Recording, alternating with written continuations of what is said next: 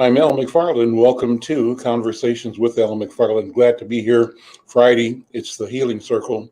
Want to shout out to my friends and colleagues and co-hosts today from the African American Child Wellness Institute Project, Daryl Gillespie and Zoe Severson. Hey, Daryl. Hey, Joey. How are you Hi. doing? Good. How you doing? Hey, I'm doing good. I just talked to Daryl a minute ago, Zoe, about the tragedy of another shooting right here down the street from where I live on Plymouth Avenue, outside of the Elks building, and so it makes the topic today all the more important. The topic today was the impact of COVID-19 and of violence in general, of trauma on young people in our community.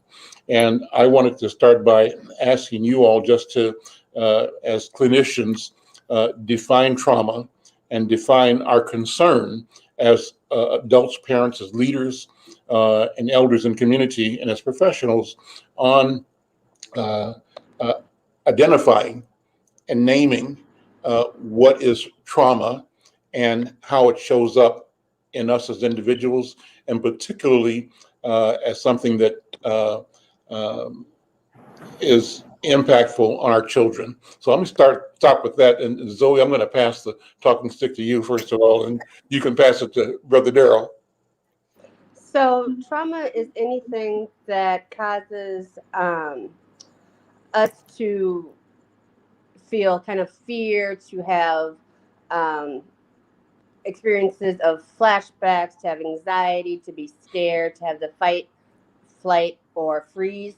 Or now there's even now the fawn, which means you're kind of wanting to please whoever is kind of scaring you or freaking you out, kind of thing. And we see that popping up in a zillion different ways that we may not even be aware of. And I'm passing the stick to Daryl. so when you asked that question, Mr. McFarlane, I was thinking this is no time to be sophisticated. I said I'm gonna give a very, very simple answer. Anything that causes you to function in a way that takes you away from your regular functioning. There you go. And so what I like to tell people is this: what may cause you trauma may not cause another person trauma. And so there's no way we can really classify the things that cause us trauma, because then we will start putting hierarchies on it. Like, you shouldn't have reacted like that. Well, because I'm how I made up and because of my life experiences, we have to respect that at any given time, something can cause us not to be able to function in a healthy way. And I think that is trauma. And it shows up in how our facial, our affect, it shows up in our behavior, and it shows up in how we think. And so a lot of times we are traumatized, like Zoe said, we're traumatized sometimes and we don't even know it. And so that's why it's good for us to have a place to come and talk about it and take the stigma off of trauma, because we all are traumatized.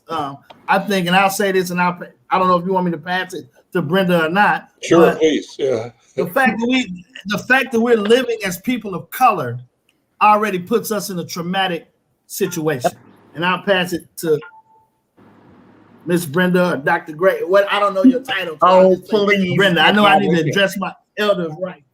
I wanted to, I told someone, I said, I want to hear him preach one day. I will come straight to Minneapolis just to hear Daryl Gillespie preach. But He's good. He has to be. Yeah. I do want to say this. I just came out of the grocery store and I was in the parking lot, and we were having a discussion about what was going on. I mean, I live in the mountains, so there's not a lot of shoot ups around here. But I just mentioned the fact that I personally, and I think Zoe, I had mentioned this during the last healing circle, that I have really, really been working on trying to work through my problems.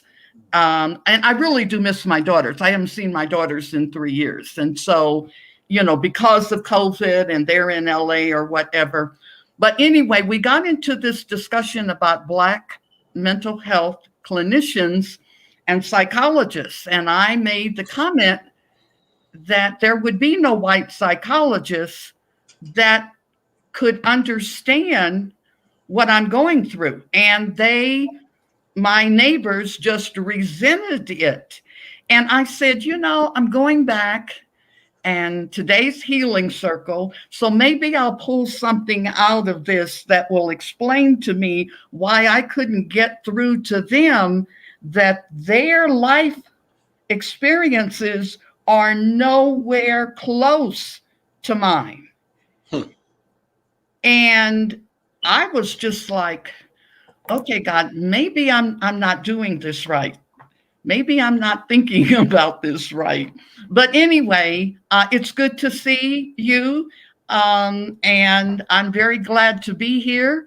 But I'm not shooting off any fireworks and celebrating independence because I ain't free. So we'll see.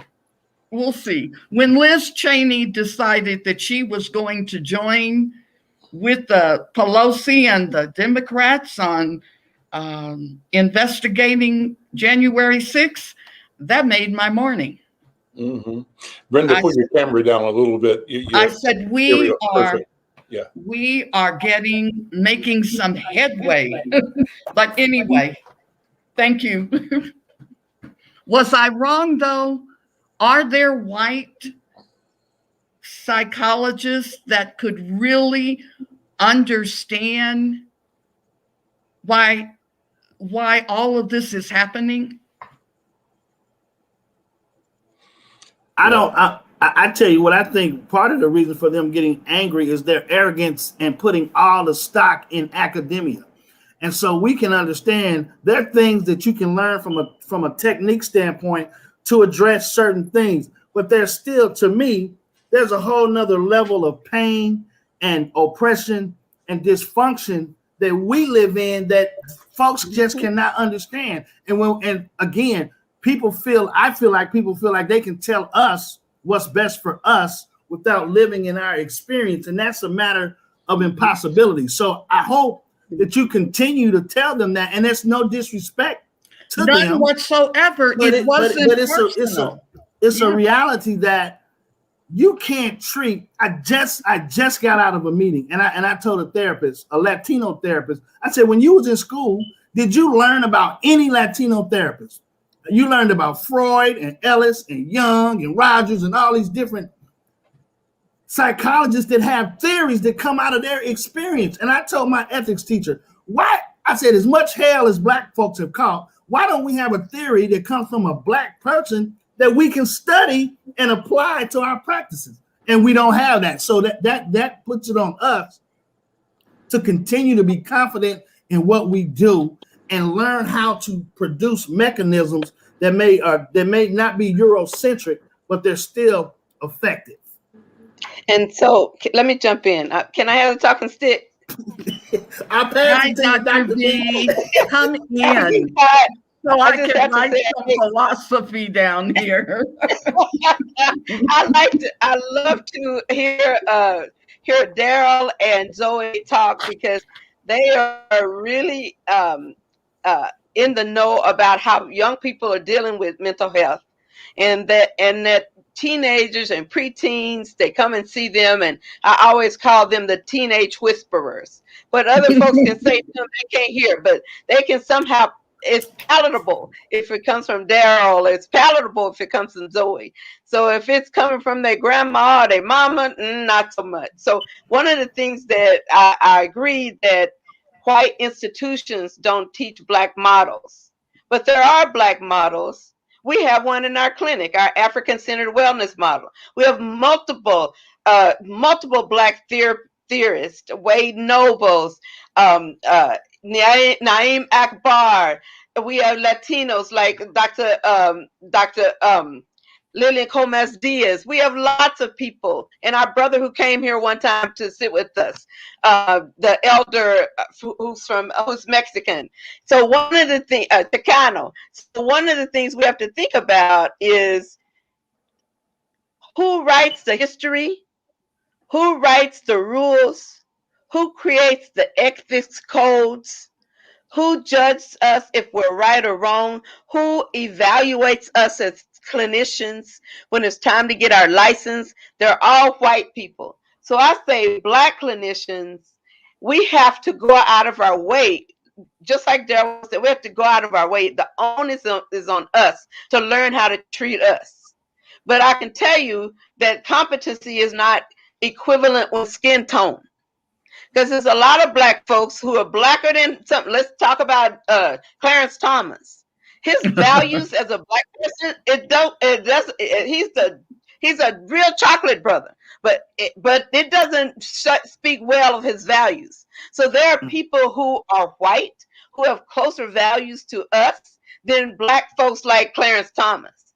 So it doesn't always come wrapped in a, that's right. It doesn't always come wrapped up in a skin tone. But what it does do when you have a Black clinician, it increases the probability that they are aware or woke enough in their Black skin and in their Black bodies to know what it feels like to be a Black person. Same thing goes with gender. No matter how much we talk, as Black women, we can't teach a Black man what it means to be a Black woman. They can't understand that. We can try to explain, demonstrate, write charts and books. They will never understand us. And I guess it goes for brothers as well. So I just want to throw my 2 cents out there in the ring to say it's about learning to be competent with your community and the higher probability of familiarity. And when you are part of the Black culture, then there are things you know that other people can't teach. You know, when we raise our hand, it means something to us. White folks don't know. They think you're asking a question. We know we testifying. Sometimes when at church we do put our hand up like this, we know what that means. They don't. So it's a lot of subtleties in our culture. But what I see now is that there's some genetic things. Did y'all talk about Judge Cahill yet? Not in yet. the No. case? No. Let me just shut up for a minute. Let my brother Al have a. Here you go. Let me give you the stick back so you can keep We'll it come rolling. back to that, but as we're talking, thank you, Dr. B. And the principles that you have described are principles that apply in all arenas. And case in point, yesterday I had a visit with a new cardiologist, and the cardiologist is a brother, Dr. Mosi Bennett. And it's not that I was unhappy with the cardiologist that I had at Health Partners, which is where my insurance is, but I just wasn't aware that this African-American physician was available in the marketplace. And through working with Batala and the Insight Health Equity Action Lab and their partnership with the Minneapolis Heart Institute to talk about heart issues for our community, Black community, I met Dr. Bennett and other Black physicians, cardiologists, and so I changed my physician from the person that I met, I was okay with at Health Partners, but didn't have the same connection. And when I met with Dr. Bennett yesterday, I'm telling you, Brenda, the feeling, the experience is different. It's different. And I know that the person that I was talking to before is probably as competent, very competent, but there is something in me that makes me feel more known or more understood or more something or another. I don't have the words for it, but I just feel good. So the point I'm making is supports what you're saying, Dr. B, is Black skin doesn't give you any more knowledge, but culture does.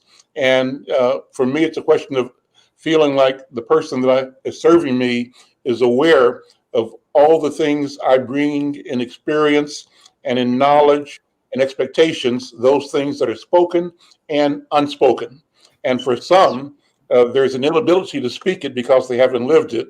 And my sense is that this brother, through his growing up in his lineage, has a access to a vocabulary that I operate in and through as well. And it makes life easier for me. So with that, let me shift. I'm hoping that Lily's going to join us. I talked to her a couple of seconds ago, and she'll be joining the call. Lily Rankin is our resident young person who is a intern writer for Insight News and just an activist and an actor, and happens to be my niece, and I'm so proud of her, but hopefully she'll be on the call in a couple of seconds. And the topic has to do with this question of the impact of trauma, the trauma of COVID-19, the trauma of the insurrection, and that follows the murder of George Floyd, the trauma of the murder itself for everybody, but particularly the young people that witnessed the murder. And there were at least two that we know of that were on site. There was the young woman who was, and you've used her name before, Brenda, who did the video. Darnella. And there was another child, I think maybe 9 or 10 years old, who was there with parents. So the question is, what is the impact of witnessing that going to be on their lives? And what kind of trauma are they experiencing? And the reason that's important, not only for them, but for society, is that one of the considerations Judge Cahill had in determining what sentence to impose on Derek Chauvin was whether or not a crime was committed in front of juveniles, people in general, but juveniles in particular, and the traumatic impact of that offense being committed in front of these children. And what I understand is that the question as to whether or not the Judge Cahill, considered that these children were experiencing trauma. And that's what I wanted to bring up today. So Dr. B, Yelly, good to see you. I'm going to pass the talking stick back to you, Dr. B, because let's talk about that. Again, that's why I started off asking our colleagues, Brother Gillespie and Sister Severson, to define trauma in our experience. What does it mean? And particularly for young people. So Dr. B, let's take the conversation to the question of whether these children were impacted, were they traumatized, and how this court ought to have used their experience in evaluating the sentence that it gave to Derek Chauvin. Yeah, thank you. I'm glad to take it back. Thank you, brother. I want to say that the circumstance that created this problem in our community was that the way the court works, it's my understanding, and I know this for a fact, that anytime a parent or an adult or anyone exhibits some criminal behavior, it has to be witnessed by a child. Violence, drug sales, anything, those are considered acts of abuse. And when a child witnesses a murder, especially the murder of an adult, it's critically important that we understand that their brains, no matter what, because their brains don't even totally formed till they're 26 years old. And so that their little brains are looking at this and trying to make sense of what they're seeing with their eyes. For children, when something bad happens to an adult, adults are supposed to be more powerful than children. And if they, in that segue, in that system, and hierarchy, they see adults, especially men, are supposed to be stronger and more protective than are maybe their ideas of what women can do. But what they see is when a woman is harmed, who's like the age of a mother, when a man is harmed, like the age of a dad or a grandpa, that insult and assault is greater for them. Because they say if something can happen to a grown man, who am I as a child, a little girl, or a teenager, or even an 18-year-old boy who was the one who set the ball rolling by questioning whether that was a legal $20 bill or not? Who am I as a child to do anything about it? So the young man, when he came to court, he talked about his guilt, the guilt of that day. He broke down talking about, I feel guilty. If only I wouldn't have said something or handled it differently. The young girl who was 9 watching it said she kind of went to the store and she came out and everybody was looking and she knew it was something very bad. And then the teenager, 17-year-old Darnella, who took the front part of the scene, and another 17-year-old girl across the street took the back part of the scene. So these children testified in that court of law in front of the murderer. Just think about that. In front of the murderer, in their faces. and the dead men they couldn't save. The one that Darnella said remind her of her brother, her cousin, her uncle, her father. So I'm just gonna pass that talking stick to Brother Daryl and let you just finish the rest of that story. So, I mean, I can't help but finishing the rest of that story about talking about myself and then talking about a client. Because of that, because of this whole situation here lately, they have, because of the gun violence in North Minneapolis, the pastors have been asked to go to the spots and pray where some of these shootings are taking place.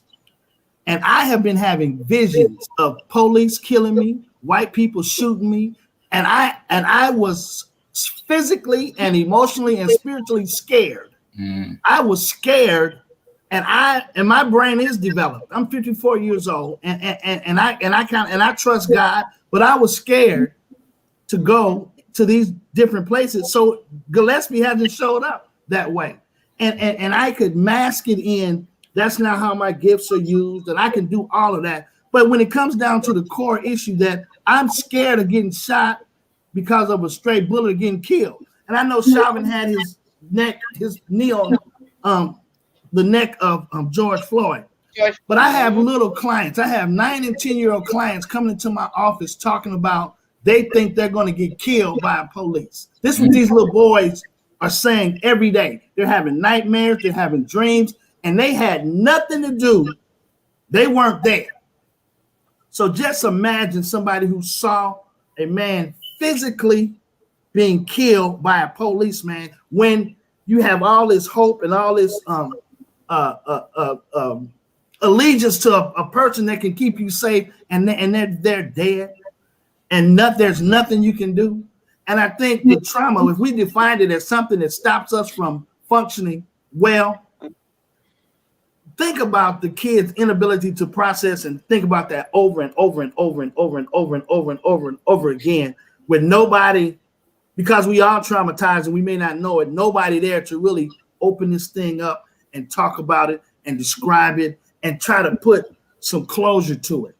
And it's hard to put closure to it because it keeps happening over and over and over again. So now the conversation in the home is about how this person did this and how this person did that. And so they're caught up. So they keep getting re-traumatized.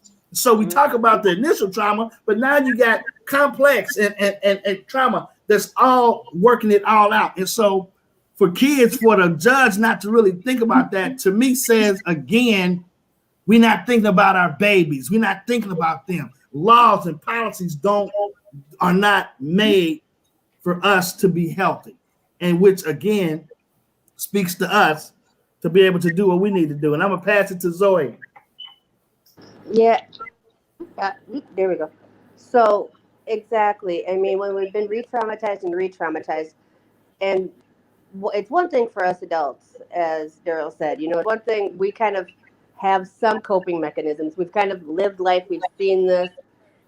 We can kind of figure it out somewhat. Yes, we're still traumatized, but we can still fake it till we make it, kind of thing, a little bit. However, children, they don't have those capabilities. They haven't learned all their coping skills. They don't know what's going on. They don't have the words or the vocabulary or the brain function to even understand what they're seeing. And then we see it happen over and over. And us as parents and, extended family, we're supposed to help to instill hope. But how can we instill hope when it keeps happening? And so what's that doing to our children when they don't have any? We can't honestly say it's not going to happen again. We can't say that you can go outside and you're going to be okay, especially in North Minneapolis right now. And that's horrible. I mean, I remember I grew up in North Minneapolis and I was able to go outside. I mean, sure, there's some parameters, but I certainly wasn't freaking out that there was going to be literally a gun, people shooting within, a block or right next door to me, or that when I'm sleeping, it might go through my window, or that a cop was actually going to kill somebody right in front of me. Those things not even close in my mind, and that's what the little kids are seeing, and that's what they're hearing, and that's what they're seeing. And it's hard. It's even more complex because at least when I was growing up, we didn't have the internet like this. We didn't have cell phones. We didn't have social media plastering everything over and over and over and over and over again. And that traumatizes us as adults. But think about the kids who don't understand and all that's going in and that's saying, don't trust, don't trust, don't trust, don't trust. And we need to work on building a communities and somehow coming together so that we can stop this and we can stop this kind of self-hatred, hurting each other. And obviously we need a redo of the police system, obviously. But we have to actually start to really make serious efforts to change things, because without that, our kids I really think, are in a lot of trouble. You know, and that's, our job as therapists to kind of help and find hope and find creative ways to work through the trauma. But it's really difficult when it keeps happening and the kids that are being hurt look just like them. It's not a little white girl. I mean, I'm sorry, but it's not. It's not a little white girl. It's not a little white boy that this is happening to. It's little black children,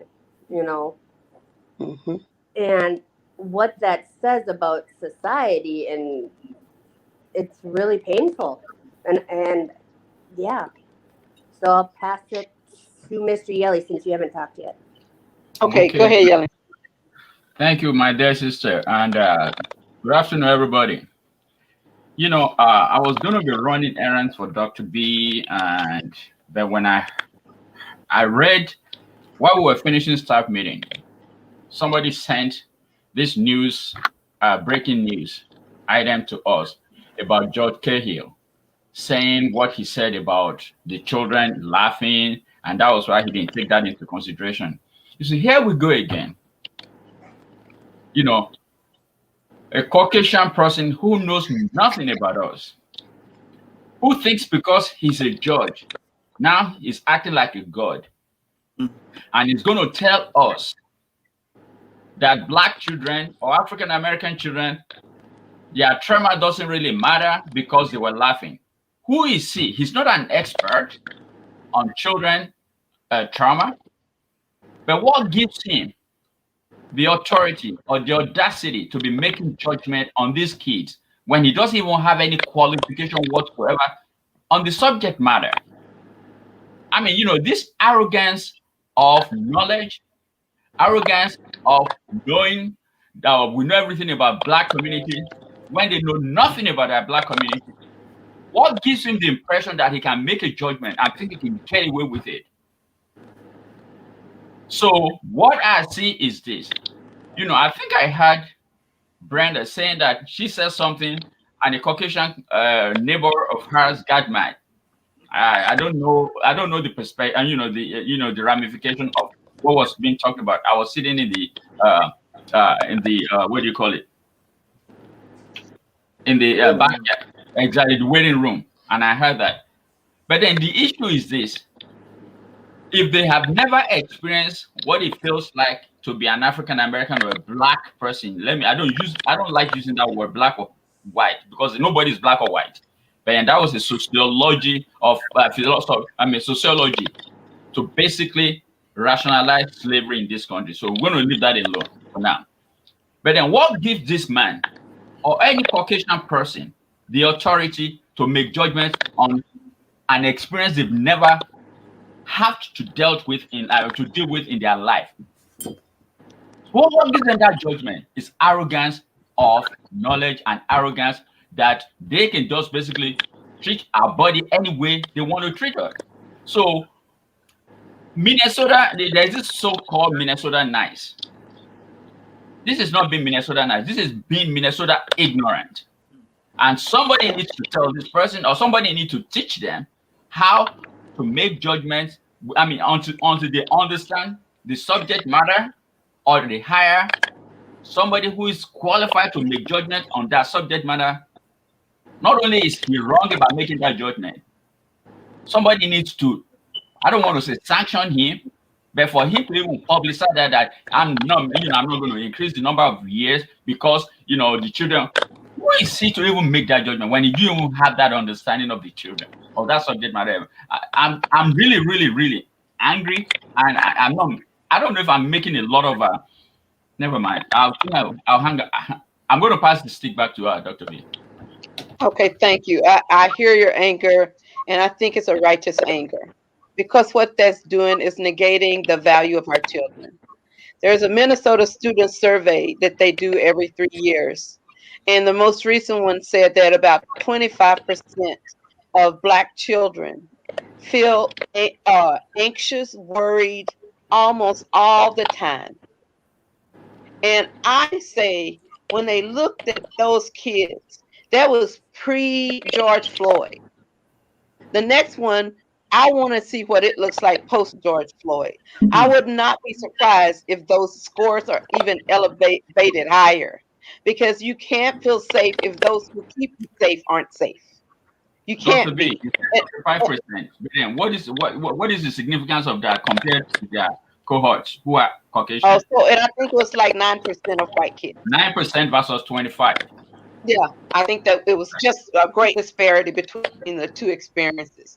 And so what I was going to say is that given that negation of Black kids, it's important to understand as a Black child what happens in your society that makes you feel unsafe, and how can we as the adults caring for these young people help them to feel safe. So our resident expert in being a teenager is Lily. So Lily, are you available to talk? Can I give you the talking stick? Yeah. Here you go, honey. Take the talking stick. Okay. And Lily, bring your camera down just a little bit because your chin is resting at the bottom of the frame. So, Mine? yeah, or either bring your camera down or up. There you go. Perfect. There you go. Okay. That's better. Yeah. Can I get the question again? Yeah, So what the question can is, we as adults do to make teenagers feel safer? What do you need to feel safer in this environment where kids are getting killed and grown-ups are getting killed by police and each other? What do you need from grown-ups to make you feel safe? So, how I believe it is, it's not just grown-ups, it's a community that needs to grow together. And grown-ups is a good start. Being in a healthy and positive environment with your grown-ups and your guardians or your parentals, like it helps. And knowing that you're safe with them puts a safe spot in you, so then you can go out and be maybe okay with other people, or not have a problem with you know because there is like parental issues that some people have that hurts an individual with other adults, and that's a different story as well. But it's just keeping safe and feeling safe with your adults, and maybe reaching out with your adults, keeping contact, maybe every day a check-in, or every other day a check-in, because in like a thorough check-in, because sometimes parents will be like, "Oh, how's your day?" and the kids goes, "Oh, I'm fine," and that's the end of the discussion.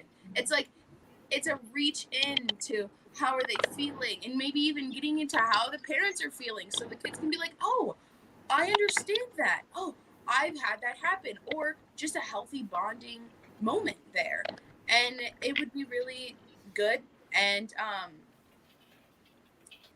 essential for children, especially teenagers, because sometimes teenagers do feel like they can't be out, or they can't be like creative enough or out of the box. That's why my school personally have we have like 52 clubs. Lily, excuse me, can you talk more into your microphone because your voice is far back for us?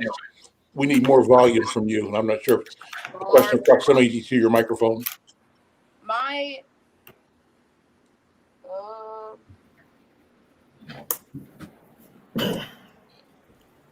I don't know where your microphone is, but your voice is a little bit not as strong as it could be. Yeah, my microphone's pretty back. Okay. But I'll get headphones in a second. But yeah, just what I was saying is like the feeling of, safe and being safe with others, and check-ins would help. And yeah, I feel like because sometimes teenagers can feel like they're separate or they want to be separate and have some safe space by themselves, which is great, but also keeping it together and bonding with your family is nice. So I'll pass the talking stick to Dr. B.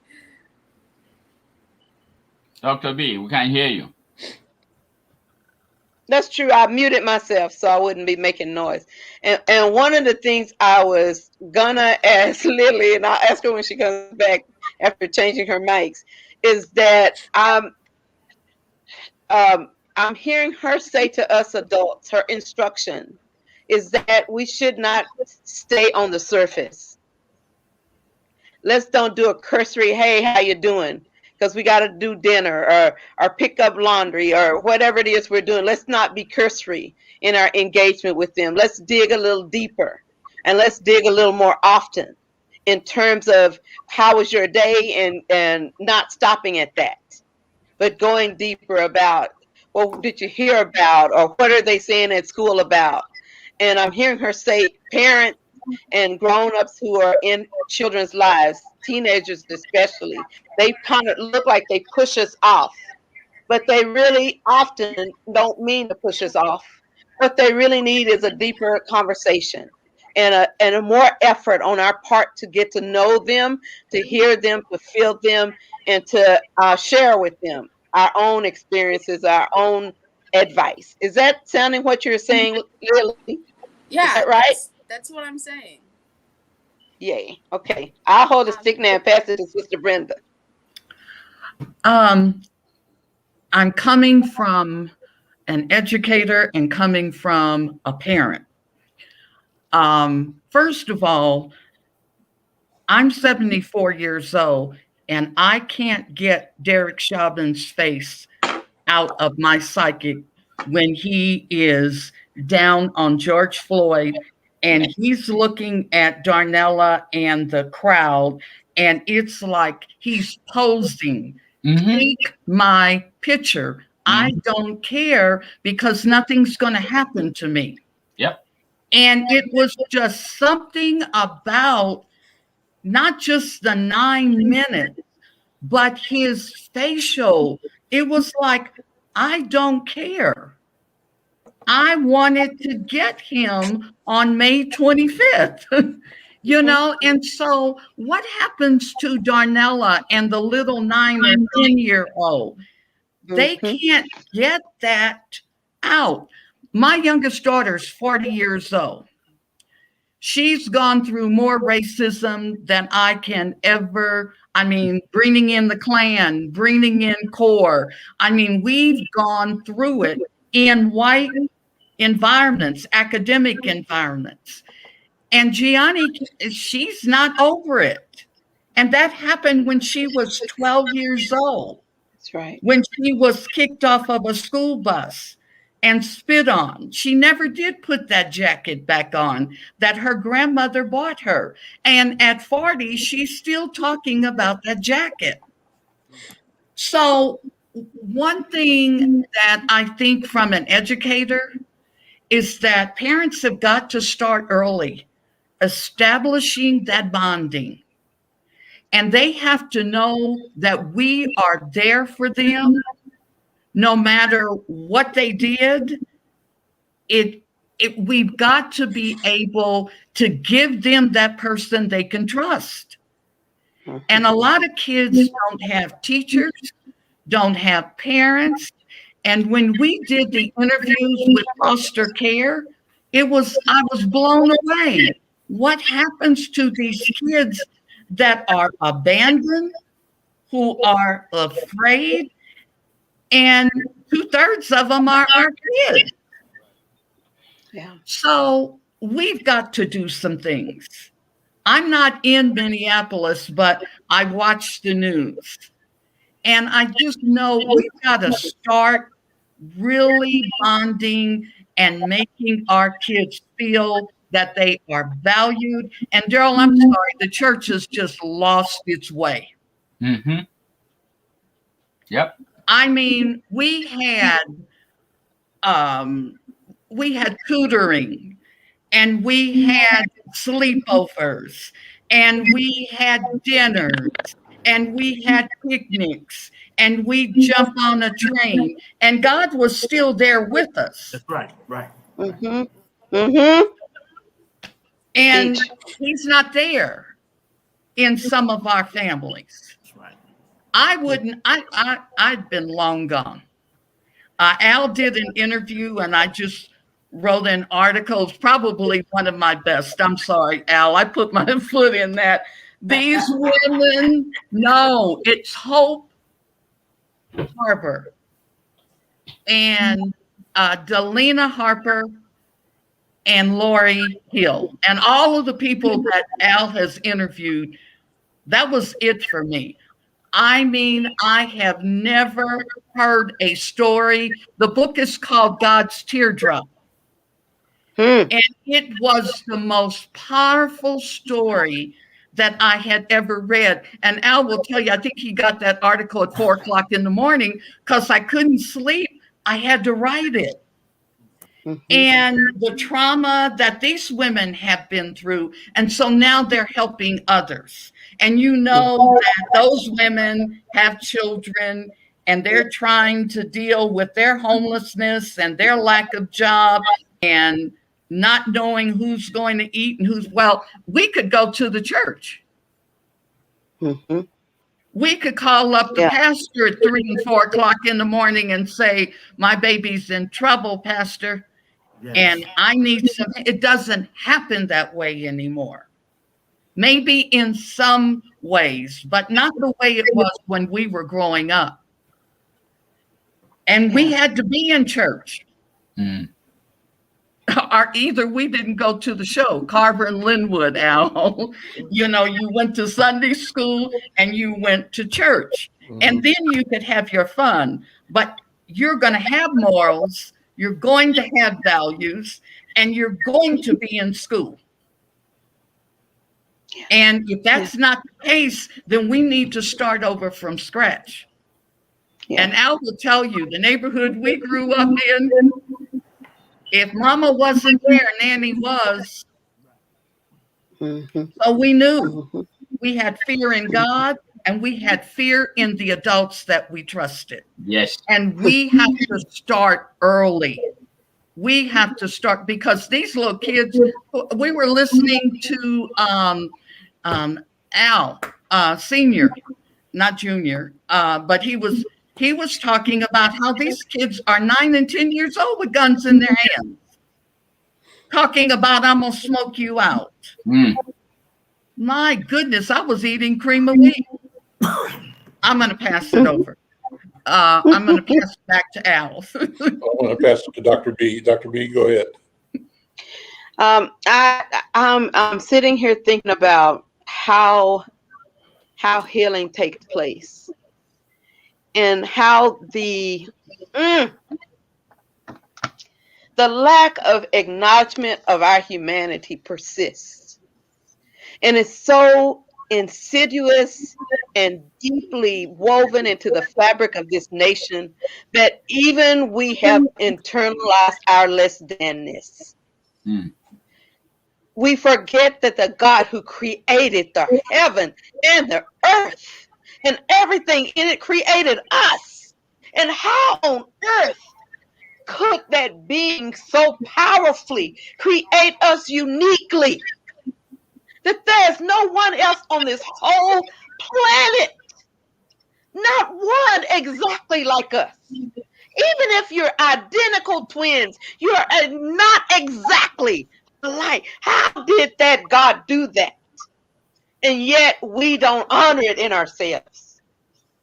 And we have judges like Cahill and juries and teachers and institutions and systems that are in lockstep in terms of holding dominion over us. They're in lockstep in seeing us as less than. They're in lockstep in terms of seeing us as weak or criminals or microaggressive ways. seeing us as dumber, anything sicker, dumber, more criminal, more disease, whatever it is. If you're a BIPOC or person of color, especially the darker you are, the worse you are. I don't understand how people can coexist, pray on Sunday to that same God, and on Monday say those black children's tears don't matter. I'm gonna pass Dr. that B, to I'd Sister. actually Okay, like go you to ahead. talk You got about it. that, what we would be seeing in our children and even in ourselves, like some of the symptoms, like how would we know that we might be having some trauma symptoms, complex trauma, or that we might be passing along secondary trauma to our kids? What does that look like? Are you asking me, or you want Dr. B or Daryl? or both? Let me let Daryl go first, because I gave him the stick. Go ahead, brother. And so, Dr. B, I'm gonna let you answer that question. I want to talk to Ms. Gray for a second. So, the church, and again, I can't speak. I can speak for my church, but I can speak for what I see. And I hope I don't talk too long. When I went to grad school, my original degree, I thought I was going to get in social work. Well, because the social work program at the U couldn't accommodate somebody working and going to school, I had to go to St. Mary's. And not only that, I had to get a doctorate degree in psychological counseling. And I argued with God about why can't I do social work? Why did I have to do psychology? I understand now from a spiritual perspective why I had to do psychology.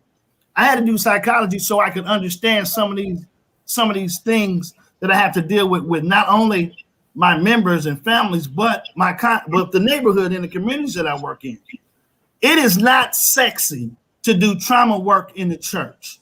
Mm-hmm. And because the churches are so bent on keeping the doors open and having financial gain, the goal or the commitment to the community, how the church in Acts did it, Acts 2, when everybody had all things in common and you brought all your goods to the city so everybody could have what they need and nobody talked about anybody, nobody was judgmental. We brought our stuff together. We have to get back to that, and that, I'm not going to say it's impossible, but it's really hard.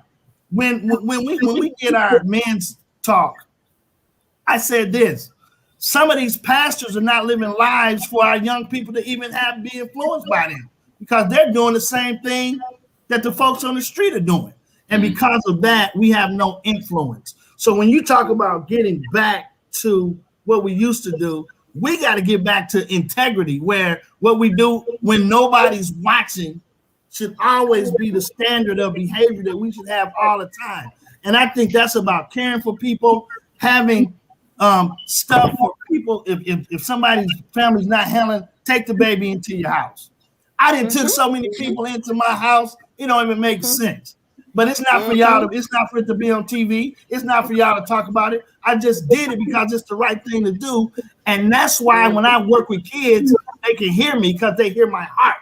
So we have to be able to do the work with our own trauma, and we have to get our hearts right.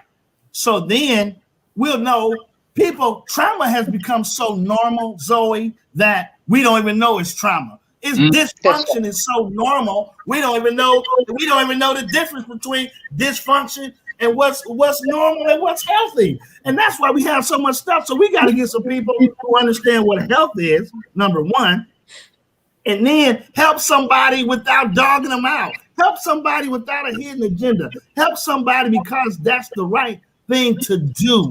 And that's when they feel your heart. They know you're not trying to get something from. That's why we can't get trust, because too many people that are in these positions to help are doing it for the wrong reason. And people who are suffering and who are trying to make this, who are surviving, they can peep us out, and then it doesn't work. So I give it to you, Dr. B. I thank you, and I know we're going to get ready to take it on home. I see we're getting short on time, but I want to say this last thing, then I want to answer Zoe's question. And the question that she was really alluding to is, it's kind of twofold. One part of it is, how do we know we're traumatized? Well, Daryl, you already started the conversation, because you said sometimes we think trauma is normal. I remember 9/11. Everybody was scared staying in the house. I went downtown. I'm not lying. I was in my car. The only people I saw around downtown or around town were black folks. We were still walking around doing our everyday business, and I kind of asked some questions, and I thought to myself, I said, yeah, because saying it's just another day a bunch of people get killed.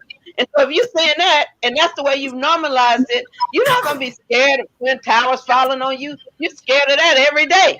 You just scared when you go in that office and you're the only black one. You're scared when you go in that classroom and you're the only black one. You're scared when you're in a black neighborhood and you see a white cop riding behind you. You checking your brakes, you checking your lights, you see your heart starts beating fast. Or even if you're in Minnetonka in your Lexus, like happened to me. I had a Mercedes one time. I got rid of it because I got stopped 6 times in 3 months. And one of the police asked me, why'd you go past me? I'm going, you in the other lane. And I know I wasn't speeding. He just said, oh, this black woman in a Mercedes. How dare she go past me? So I'm just telling. And when I contested the ticket, I went to the courthouse, and who did I see there but a bunch of black folks? I said, and you think we were living in Chocolate City? Because everybody in the courtroom waiting to contest their tickets were black. I said, well, maybe the white folks either didn't get tickets, or maybe they just paid them off, or maybe they got dropped. But it was, 90% of the people in that space were black. So that lets me know that we have to heal, and that trauma, it can be acute, right? You can see it right away, but trauma can be delayed. We have delayed demarcation for post-traumatic stress. It happens after the incident. Anything in the 30 days of it is called acute stress disorder. That means you're stressed out. You look like you have PTSD. It can dissipate in 30 days. But when you see kids coming into a courtroom a year later saying, I can't sleep, I'm scared, I feel guilty, I should have, I could have, I would have, that lets you know diagnostically they're still crying, they're still breaking down. That lets you know they're hurting and they're not healed. Now, common sense would tell you they're hurting. Everybody can see these children hurting, except the judge minimizes their pain. That's what I'm still stuck on. So Dr. we J. know that, yes, sir. Let me just finish this line, and we got about 2 more minutes. So we got to know that when people feel like they avoid the location, that's a sign. When you avoid people who remind you of what happened to George Floyd, that's a sign. When you have nightmares or can't sleep and you have intrusive thoughts, that means they're on your shoulder, waking you up, and you can't get rid of them. You keep going, maybe I should have, maybe I could have, if only I would have, maybe I could have do it over. And you re-envision that experience and you try to replay it in your mind. You get nervous when you see police coming toward you. You get nervous maybe when you see white folks coming toward you. You get nervous if you're on the street by yourself. All of these are signs that you've been traumatized because it interferes with your daily function. You can't do what you used to do the way you used to do it because now you've got this block of fear. And I guess that hits it most. Zoe, do you want to add anything on it before we give it to Mr. Yelly? I'm just thinking that kids, they may have behavioral issues. You may see that spike. They used to be a pretty mellow, laid back kid or rowdy, but all of a sudden now they're getting into fights. Now all of a sudden they're not wanting to do their homework. Now they're snapping back at parents where they didn't used to snap back. And parents are thinking, "Oh my gosh, my kid's out of control." And not thinking that it's related to trauma, whether they've actually seen it themselves, whether they've heard about it, whether they've absorbed it through social media. But we need to be aware of that, and we need to start to, take steps to, help the kids and to form community, get them into therapy, talk to them about it, explain what they're feeling. Because a lot of times kids don't know what they're feeling and why they're feeling it. And to let them know that it's a normal, natural, traumatic response to what happened to them. So go ahead, And Mr. that there are Young. skills. That's right. And that there are skills and trainings that they can gain to help them cope with that pain. So Yelly, I'm gonna give you 1 minute to pass it on to Actually, Brother Al. I'm going to take 30 seconds. What I still don't understand or can't fathom is this. This judge sat in that courtroom for days and weeks, listening to these children telling the world about how traumatized they were. And then he's going to write in this brief that they weren't traumatized. So where was he? Was he sitting there, or he just thought that, well, I don't care. They're just black children, and they're not traumatized, regardless of how many times and how long they told the world in his courtroom that they were traumatized.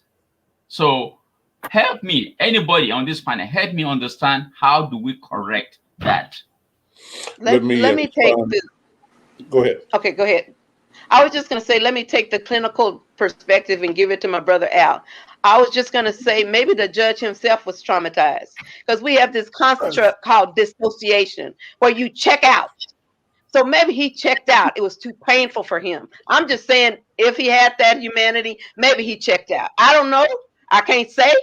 That's the only excuse he could have, that I wasn't there, although I was there. I'm passing it to Brother Al. Well, let me close the program with this suggestion for action. And if you're listening, first of all, this has been a wonderful and powerful conversation. And what we're doing, Dr. B and Brother Yelly and Brother Gillespie and Brenda and Sister Zoe, Sister Lily, what we're doing in having this conversation is rich and important. And I'm so glad to be here with you every week.